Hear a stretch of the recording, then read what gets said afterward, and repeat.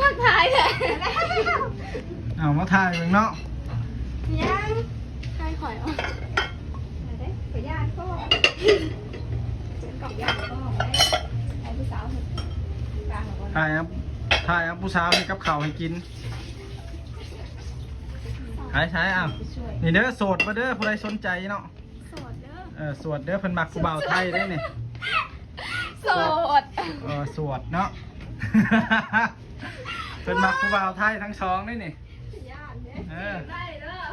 ฮะว่าว่า จิ้มข่อยได้เด้อ